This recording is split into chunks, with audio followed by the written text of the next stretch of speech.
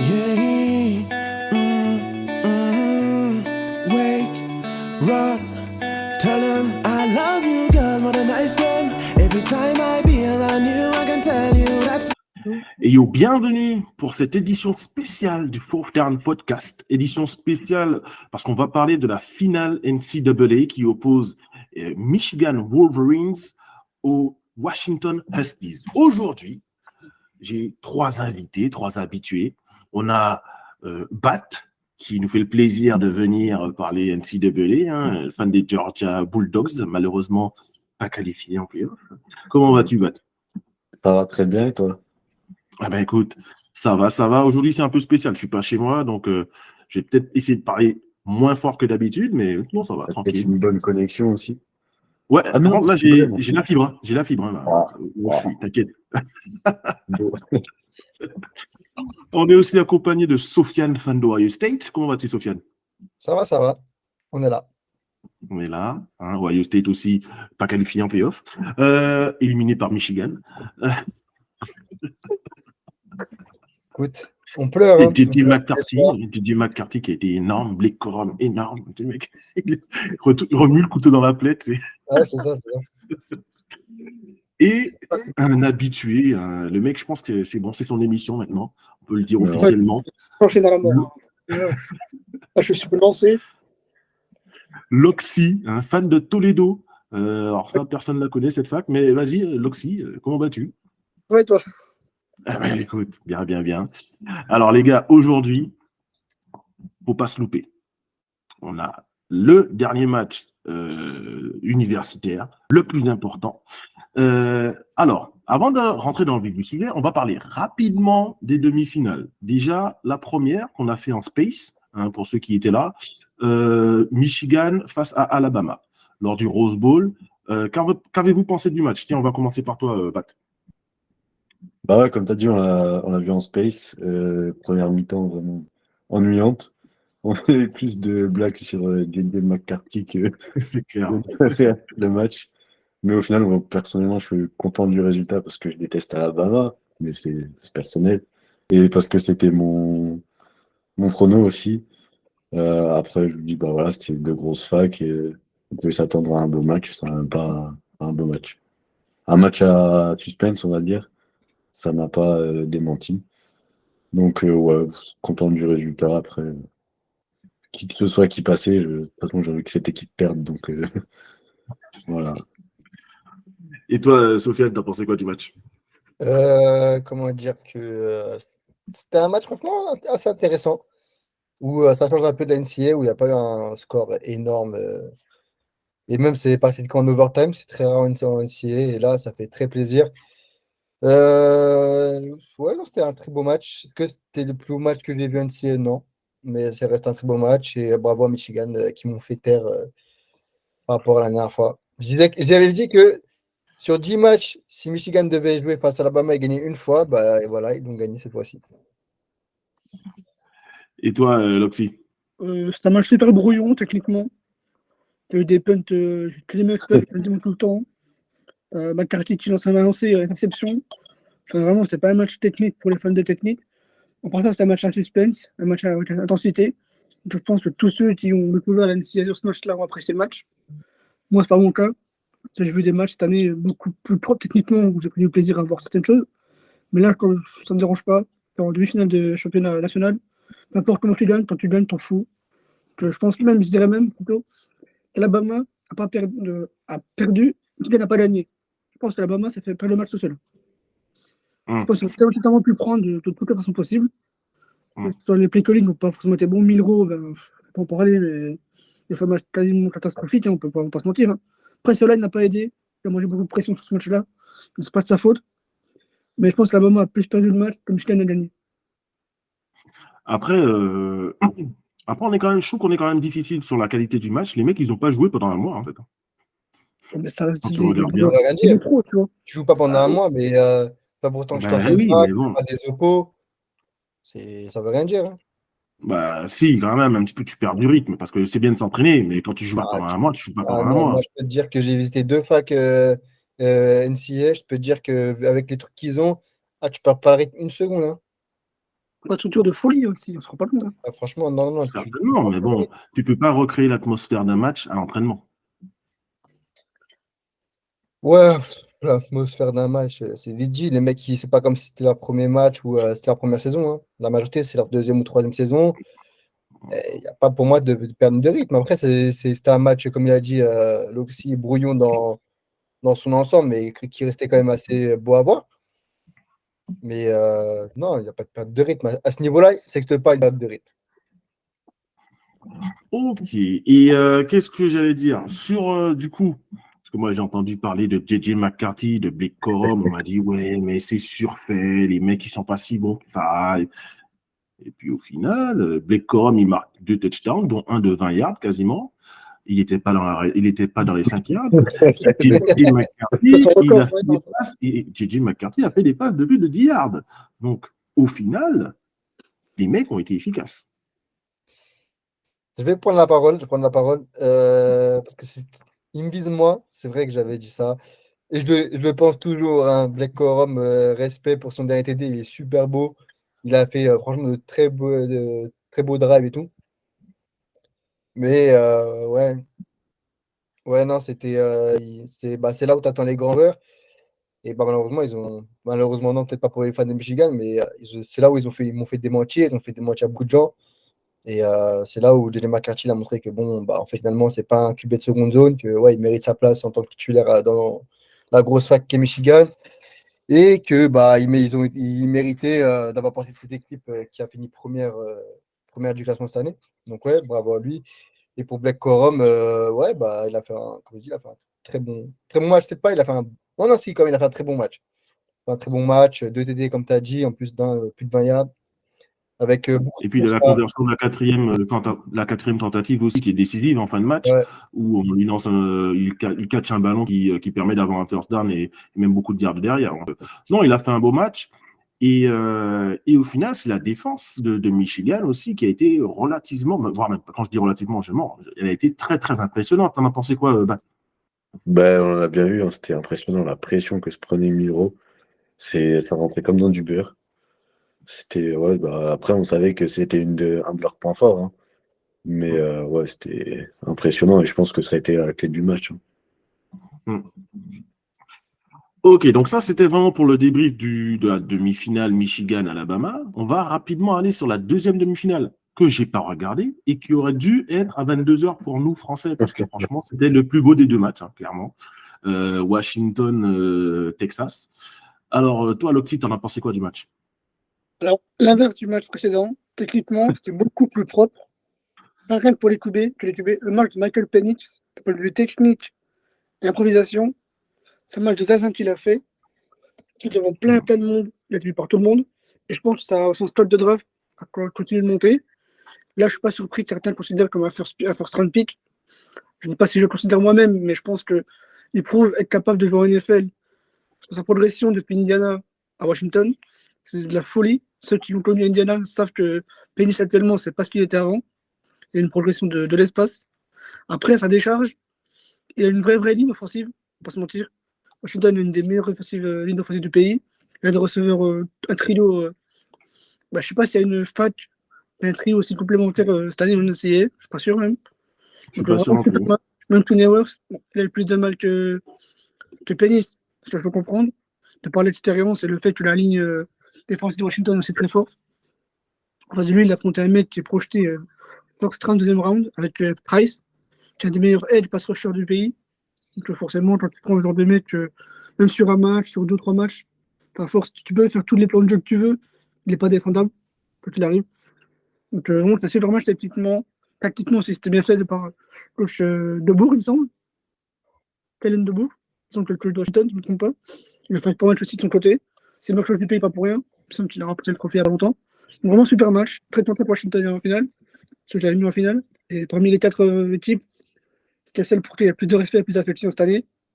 Leur place numéro 2 du pays n'est pas déméritée. Ça court encore une fois. Et bien content que Penny fasse mentir certaines personnes par rapport à son statut. Oui, ce mec est top 3 QB du pays. Oui, il l'a prouvé. Alors oui, tu es un QB gaucher. C'est rare en NFL. C'est pas forcément apprécié par tout le monde. Parfois, adapter ta ligne, adapter ton tackle, plein de choses.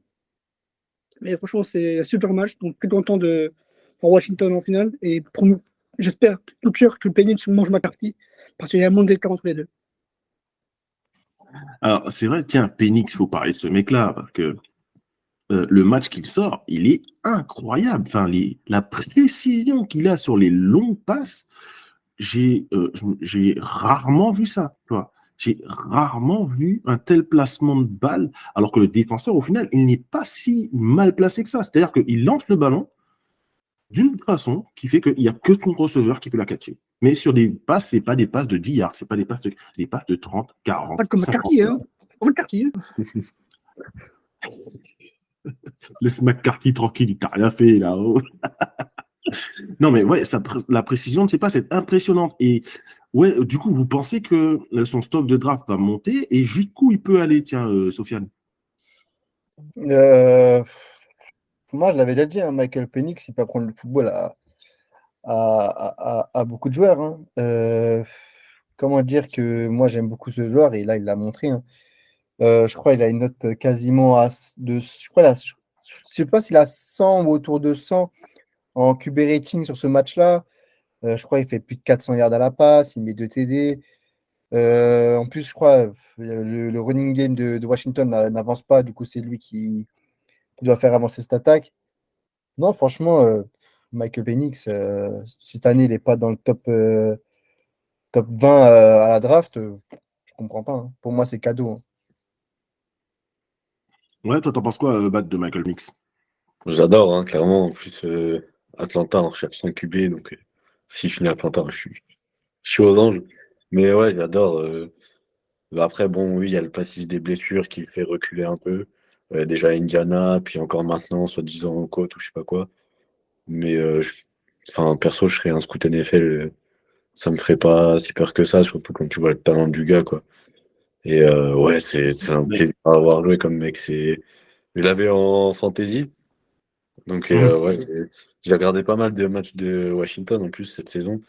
Parce que du coup, c'était pas le même fuseau horaire que Jordan. Mais ouais, c'est sexy à voir jouer. Enfin, c'est beau, c'est fluide, c'est magnifique. Moi, j'adore voir ce genre de jeu jouer. Mais c'est vrai que lui, le problème, c'est que voilà, j'ai vu qu'il s'était fait les 2 genoux en universitaire. Après, j'ai aussi entendu dire qu'il avait la meilleure ligne offensive universitaire. Pas loin. Pas loin. Mais Ouais, je sais pas si elle c'est a la reçu, meilleure. elle a Pas la reçu, meilleure, mais pas elle a loin. reçu, Je pense que, elle a ouais, reçu la récompense. Hein. Il a reçu. Elle a reçu la récompense de la meilleure ligne offensive, pour le coup. Ah ouais? Ouais, ils ont Ah, reçu. enfin, des récompenses, les récompenses. Voilà. Oui, après, On en on parle. sait bien. Mais officiellement, c'est lui qui a Toledo le aurait titre. pu l'avoir, hein. Ah, Donc, mais ouais, il a une très bonne ligne offensive. Donc, après, s'il est drafté en NFL au premier tour, il faudrait qu'il aille dans une équipe qui a une bonne ligne offensive. Parce que si tu lui mets derrière une ligne en carton, il ne va pas faire long feu Ouais, bah, avec son historique de blessure. surtout ouais, s'il a un historique comme ça, il est ouais, plutôt c'est vrai que fragile. je crois qu'il sort je crois que sa première année, il se fait les croisés, si je dis pas de bêtises, un truc comme ça. Ouais, j'avoue que. Mais après, là, on le voit l'a vu dans ce match-là, hein, il arrive à bouger, hein. Donc, oui, ok, bah, comme tous les QB sont tous les QB. Je connais aucun QB à part Joe Burrow qui peut arriver au Super Bowl sans une bonne ligne, tu vois. Donc, ouais, tu es obligé d'avoir une très bonne ligne pour performer. Et aussi, il faut que tu aies des receveurs. Parce que, ok, tu peux avoir la ligne, je sais pas moi, des Colts ou celle je sais pas, des Lions, par exemple. Mais si tu as les receveurs des Patriots ou ceux des Non, Steelers, tu vois, t'es pas gâté non plus. Je vais vous demander de laisser mes Patriots tranquilles. C'est bon, j'ai déjà assez mangé. Jamais, jamais. Bon, allez, on va rentrer vraiment dans le vif du sujet là. Le match qui nous intéresse. Michigan contre Washington. On a Michigan qui est la deuxième meilleure défense contre la passe de toute la NCAA, j'ai vu. On a Washington qui a la 121e. c'est la faute, hein. On a par contre Washington qui est pas loin d'avoir la meilleure attaque aérienne de toute la NCAA, avec 3 receveurs qui peuvent être des premiers tours de draft, avec une excellente ligne offensive, avec un quarterback exceptionnel. Les cotes, je vais vous les donner, et après, vous allez me donner votre avis sur le match. Donc, Washington est coté. Alors, officiellement, Washington est à l'extérieur, même si ça se joue sur un terrain neutre. Ils sont officiellement à l'extérieur. Ils sont cotés à 2,30 et Michigan est coté à 1,41. Donc, très clairement, on voit Michigan ultra favori. Après, il faut remettre les choses aussi dans leur contexte. Michigan, c'est une fac, j'ai envie de dire, légendaire de la NCAA, qui a été déjà en playoff la saison dernière et qui se retrouve encore en playoff cette année. En plus, ils ont la meilleure équipe, entre guillemets. Ils sont les têtes de série numéro 1. De l'autre côté, on a Washington qui retrouve les playoffs après je ne sais combien d'années d'absence. Enfin, ils n'ont jamais fait de playoffs. De toute façon, à l'époque, ça n'existait pas. Et leur dernier titre remonte à 1991. Après, Michigan, c'est 97, hein, mais 91, ça fait longtemps quand même. Alors, que pensez-vous? Alors, pour vous, qui va gagner? Tiens, Loxy. Washington. L'objectif, non. Mais tu l'assumes, oui. Voilà. Alors, je ne suis pas fan des deux équipes, mais si je prends le côté subjectif, quel joueur je préfère toutes les lignes? Je pense que je prends plus de mecs de Washington que Michigan. Donc, rien que pour ça, je veux que certains mecs gagnent le titre par seniorité. Moi, Michigan, c'est des tricheurs. On ne répétera pas assez. C'est des immenses tricheurs. J'aime pas McCarthy. J'aime pas sa tronche. Voilà, je le dis clairement. Corum est surcoté à la mort. Voilà, je le dis clairement. Je l'aime pas. Oui, ça peut être dur, ça peut être un peu méchant, mais je l'assume, c'est ce que je dis. Et je n'ai pas envie de pisser l'Allemagne. L'équipe qui triche, qui gagne le titre, bah, c'est moche. Voilà, ça fausse le titre. Toutes les équipes du pays peuvent gagner. Alors, tu penses que ça va fausser le titre s'il gagne Bah, ça passe servir si Michigan gagne. C'est où la saveur du titre? Tu triches. Officiellement, tricheur. Ton coach a été suspendu plusieurs matchs pour ça. Donc tu m'excuseras, mais si c'était champion, bah, ça n'a pas de valeur. Pour moi, c'est comme un NBA, la bulle à Orlando. La même chose, même titre. Ça n'a pas de saveur, ça n'a pas de valeur. Voilà. Donc le Penix tabasse Michigan, comme il va le faire. Ça, on a la meilleure équipe en attaque, donc je vois pas un monde, pas 3 TD, au moins la passe. C'est pas un monde où il le fait pas. La défense de Michigan, visiblement. Ah, mais c'est pas 1000 euros, là, tu vas QB, c'est pas 1000 euros. Hein. Là, c'est Michael Penix. Hein. C'est receveur, c'est pas Dorton, machin chouette. Hein. Bah les couilles. Hein. Machin chouette, Dorton, 1000 euros, bah les couilles. Hein. Brésil ou pas. Là, c'est Odunze, Polk, Macmillan. Hein. Je peux te dire, hein, s'il envoie un ballon, il va te récupérer le ballon. Voilà, clairement. Washington va gagner, pas de souci là-dessus. Ouais. Après, c'est vrai, est-ce que tu penses que Michigan a rencontré une attaque comme Washington cette année? Non, bah, clairement pas. Bah, on a bien vu leur calendrier. Et même si on doit comparer les deux calendriers, tu regardes le calendrier de Washington, je ne sais pas combien d'équipes placées. Bon, après, le point faible de Washington, c'est la défense. On a bien vu, c'est pour ça que l'attaque avait besoin de mettre beaucoup de points. Mais au final, ils sont invaincus, donc ils les ont mis les points. Et je pense que ça peut faire pareil contre Michigan, pendant que Michigan, il jouait des Rutgers, enfin, je sais pas, des teams. Boise State. Non, mais vraiment, mais enfin, je sais pas, il y avait quand même une certaine différence de niveau, et je pense que ça joue en la faveur de Washington aussi. Et j'espère que Washington va gagner.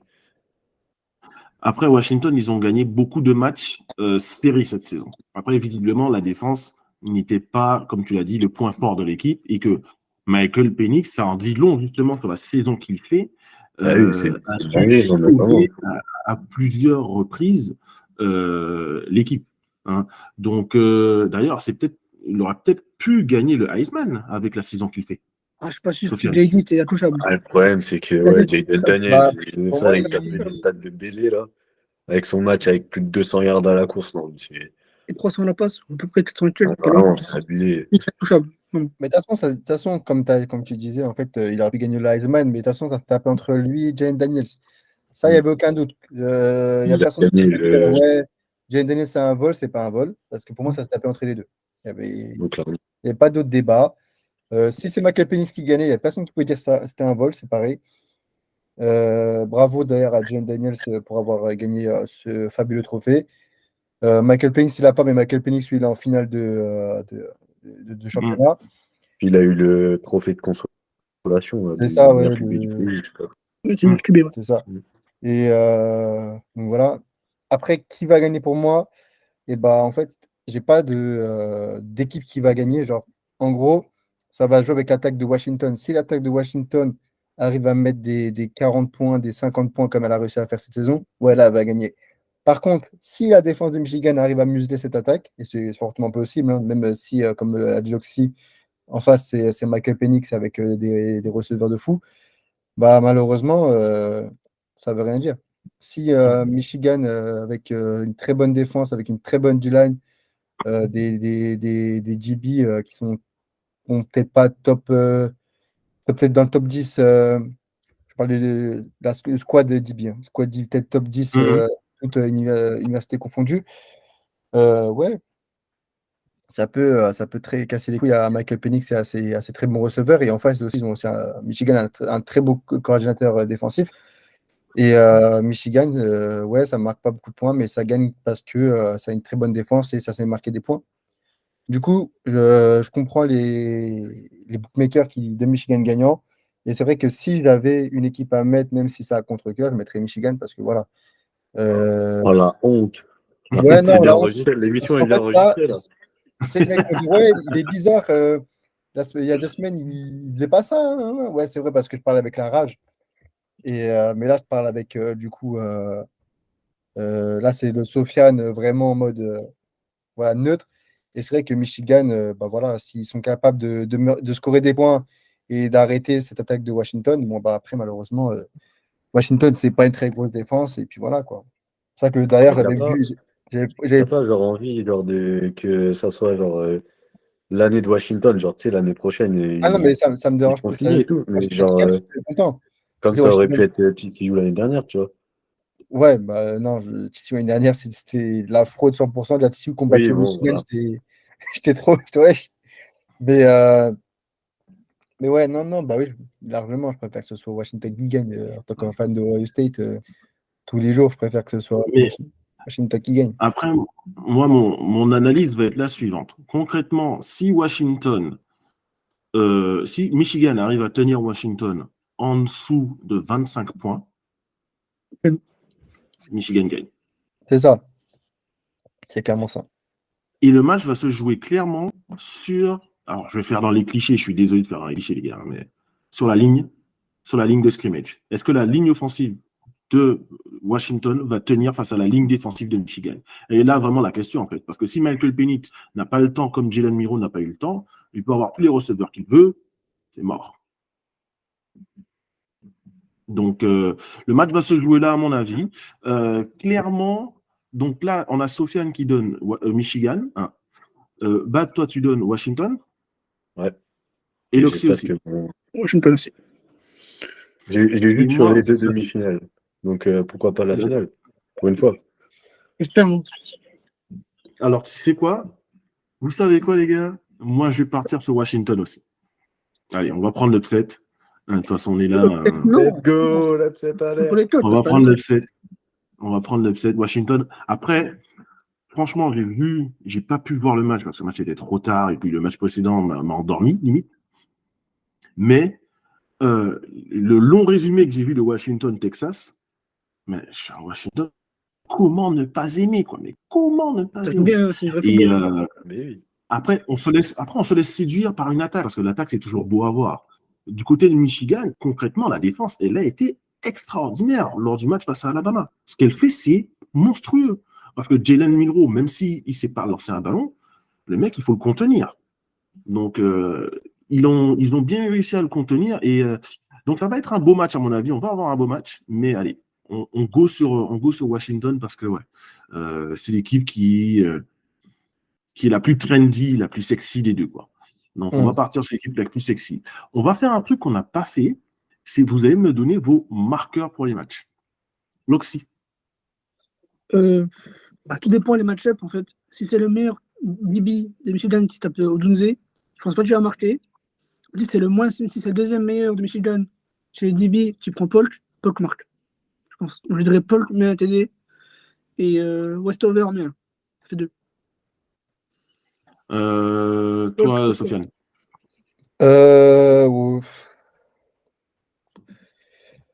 Allez, je vais donner un TD à Roman Wilson. Je vais donner un TD à Roman Wilson. Il a réussi à mettre Il a fait une belle saison. Donc, ouais, vas-y, je donne à Roman Wilson un TD en finale. Et Zobat. Macmillan, hein, pour être un Jalen peu. c'est Jalen McMillan, c'est ça? Ouais. Ah ouais. Ouais, c'est Mais ça. en plus, il a marqué. Ouais, il a marqué la dernière fois, oui. Tout à fait. J'hésitais à le mettre, t'aurais dû. Non, ouais, mais j'ai mis Polk, c'est pas grave. Ouais, il a Oui, mis, c'est vrai. il a marqué. C'est vrai que on avait hésité entre les deux pendant le space. Donc, C'est ça va. ça, c'est ça. J'ai mis Polk. Alors, moi, pour l'instant, je donne pas les miens, je vais encore réfléchir, je vais me tâter, parce qu'il y a des codes voilà, qui servent à rien. Romo Dunzi à 1,75, je touche pas. Blake Corum à 1,30, je touche pas. Donc, bon, on verra. On verra. Mais en tout cas, vous avez donné vos pics. La saison, elle est terminée. On se donnera rendez-vous quand même en avril, je pense. Allez, peut-être avril, pour faire une mock draft un peu géant avec tous les gars. Si vous êtes OK, c'est Loxy qui m'a donné l'idée en off tout à l'heure. Donc, on pourra se faire une mock draft. Mais ce qui est sûr, c'est qu'on se retrouvera la saison prochaine pour faire l'émission. Alors, on va pas faire les émissions pendant la saison NCAA, non, je peux pas. Mais pendant les playoffs, on se retrouvera encore une fois pendant les playoffs avec grand plaisir pour débriefer et pour preview tous ces matchs super intéressants. Et peut-être que d'ici là, j'aurai choisi une équipe. Mais ça, Enfin. Et juste pour finir, Pas Michigan, j'espère. non, je ne sais pas. Vas-y, Loxy. de l'eau dans le moulin de Michael Penix, son meilleur rating de toute la saison, c'est en demi-finale de championnat. Ah, je peux vous dire, hein, les coups du mec. Hein. Mais Sur le il pass a, rating il le a, rating global. il a raté quasiment aucune passe la semaine dernière. Il rate quasiment aucune passe. 29-38, 430 yards, de TD, sur Inter. Voilà. Voilà. Après, Texas, à ce qui paraît, c'était la meilleure défense contre la passe. Mais ils ont le meilleur D-line. Hein. Oui, c'est vrai. Pas le meilleur D-line, ils ont l'un des meilleurs D-line. Hein. C'est pas le meilleur D-line. D'après le trophée, c'est laid, ça l'est, je pense pas. Mais... D'après le trophée. D'après le trophée. Là, ok, les gars, on va clôturer cette émission. Merci à vous de. Oui, vas-y. Merci au Collège Football pour cette saison, encore une fois, incroyable. On s'est régalé. Merci pour les 12 heures d'affilée de 18h à 6h du mat. Et vivement la saison prochaine. Ah ouais, non, mais vraiment, c'était pendant une quinzaine, 10-15 samedis, là, c'était trop bien. C'est la folie. Hein. Si vous hésitez à vous y dormir mettre, n'hésitez pas. Ouais, moi, je regardais les Falcons, puis j'étais déprimé, quoi. Et après, tu dormais. Le mec, il s'endormait. Il essayait de dormir, faut pas. Non, ouais, ok, les gars, je vous remercie en tout cas d'avoir participé à cette émission pour spécial Final NCAA. De toute façon, on va faire un. Non, on va pas faire le space. On faut pas déconner parce que le match est trop tard. Mais on fera un space demain soir. Je vous donne rendez-vous demain soir pour le space pour le match Ravens Steelers. Si vous voulez, on se fait ça sur Twitter, il n'y a pas de souci. Ok, les gars, en tout cas, il est à 22h30. Bah, je sais pas si je serai là. Ah, bon. Je sortirai de mon propre match. Donc, voilà. Ok. Fais attention à pas te blesser. Hein. Prends soin de toi. Non, ok, les gars. Je vous remercie. Merci de nous avoir suivis. N'hésitez pas à liker, vous abonner et laisser un petit commentaire. Et sur ce, rendez-vous la saison prochaine pour la NCAA. Peace!